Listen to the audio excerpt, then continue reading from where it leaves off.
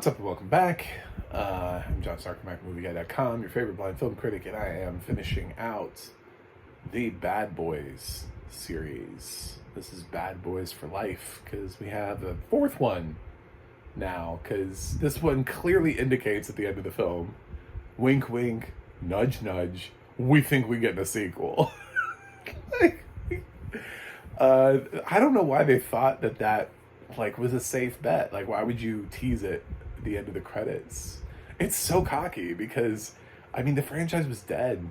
The Bad Boys 2 came out in 2003. This came out in 2021. It's been 18 years since between sequel to sequel. Like, what? Anyway, so Will Smith and Martin Lawrence are back. And unfortunately, I couldn't find this film with audio description. It was on Hulu. However, this film, while it opened within, I would say, my range of blindness after I lost my sight, I did originally see this wherever it dropped. I know I've seen this with audio description because I know I've coherently understood what this film is. There were scenes in this where I was like, what? Who? What is happening?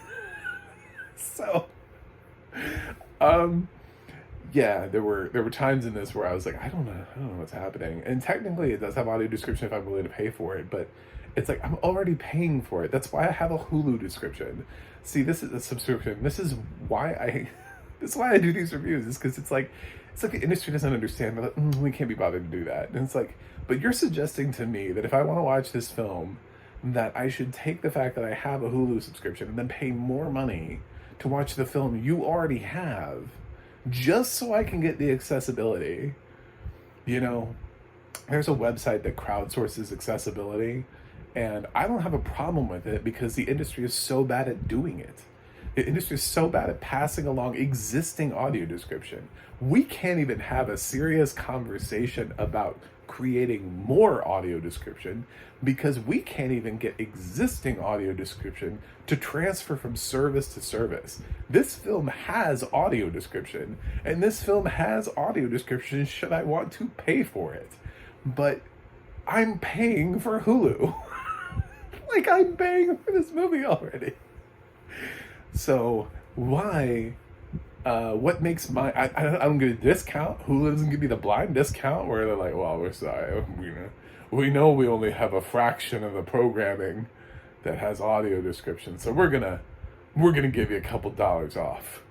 No, I pay the same thing everybody else does. I just don't have accessibility for shit, so I had to sit through Bad Boys for Life for the second time, and now I'm like, I don't really remember this film that well. I mean, I kind of remember it. I definitely remember like the big moments. Like, there are people in here who get shot, and it's a big deal. And I remember like the twist with like the surprise of who the villain is and how they're connected to Will Smith. I remember that. So, but like some of these scenes, some of these like, I was just like, I don't remember this at all. Like, this does not make an impact on me. So, and having seen the three Bad Boys films essentially back to back, not like on the same day back to back, but like essentially back to back, I would say that I enjoyed this a little bit more than Bad Boys 2. I just don't think Bad Boys 2 works for me. I think its villain is rather lazy. At least this villain, they came up with like a reason. This is like the first villain that seems like that they have something going on. But we just don't get villains screen time in this franchise. Like, they just don't have a presence. They just don't have, we're not really invested in creating sort of like menacing villains who have sort of like those like mustache twirling moments. Yes, Mr. Bond, it's time for you to die, you know. It's like whatever that line was. Nothing like that. There's just like, I don't know, this is some, who are we going after? I don't know, some random person and doing drugs. Everybody in Bad Boys is always trafficking. So, yeah, but this one has maybe probably the best developed villain of the three. Possibly, because they actually tie it in somehow. They find like a way to connect it, and like there's a backstory, and But I still think that the performances by the villains could be more instead of just like angry. It's just kind of like one level. So I still want more, but at least there's an attempt made here to like bring us in more. It's still not quite as fun as the first film, but at least these two seem like there's a little bit more of a feels good to be here. You know what I'm saying? Like they made a conscious choice. Like they both really wanted to come back or had to come back, or maybe they, I don't know, maybe they sat down and hugged it out before this film. Their chemistry is better in this than it is in Bad Boys 2. So um, even though they're not as quick, even though they're a little bit older, it feels like now we're in that like Lethal Weapon 4 stage where it's like I'm getting too old for this shit. But like Will Smith is like, I don't want to say that. I don't want to admit that. I want to be able to kick a door down. You know, Martin Lawrence is doing that. I'm too old for this shit. he's he's that for this franchise. Um, yeah, it's I don't know what happened to the LA's Finest girls or whatever, but they probably could have tied into that show and had them pop up and been like, "Yo, what's up? We made a TV show.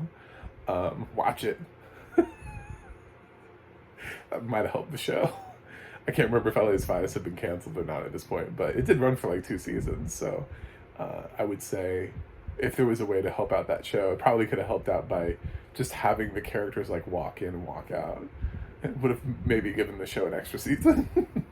And like, we still exist in this franchise. Even though this is in Miami and they're over in LA, I get it. It's like, it's hard, but they can take a trip. They can have a reason. Just create a reason. Anyway, that's neither here nor there. This doesn't have audio description, so my grade is inevitably going to be unwatchable, but because I have watched this film before with audio description, and comparing it to everything, this is a second look, and I'm basically just only doing this to warm up for Bad Boys 4. I can't believe we're getting a Bad Boys 4, and I can't believe it's taken, like, this franchise has been like 20 years and we made 4 films. Basically almost 20 years, because the first one came out in 1995, and I don't think we're going to put out a 5th film next year. I'm unaware of a Bad Boys 5 that's coming out next year to be able to say 5 films in 20 years. So it's going to be 4 films in 20 years.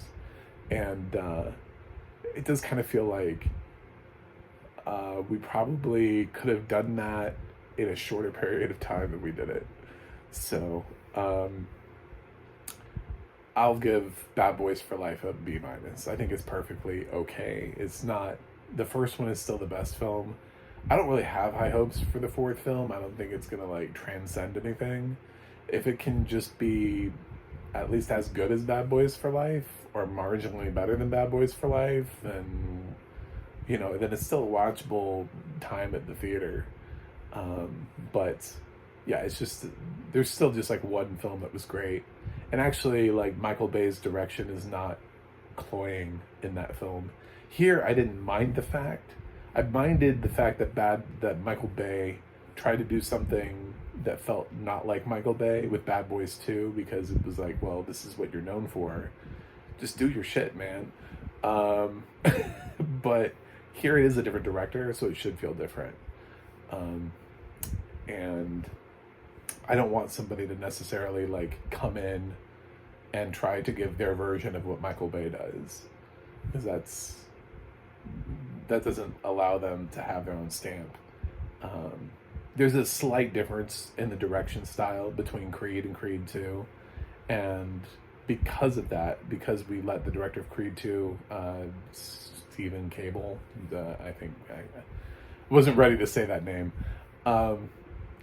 You can actually feel that style, which is why he's gone on to direct other things, is because he didn't just like live in the shadow of Ryan Coogler or spend his whole time trying to copy what Ryan Coogler did. He actually understood what the franchise was and directed a really good film, a really good sequel. So it is possible to do that, and I think this guy does. Whoever did Bad Boys 2, Bad Boys for Life, did that really well. So possibly better than Michael Bay did to his own sequel, his own film. So anyway, those are my thoughts. Sorry, I was rambling. But thanks for watching. Thanks for subscribing. And I will see you guys on the other side.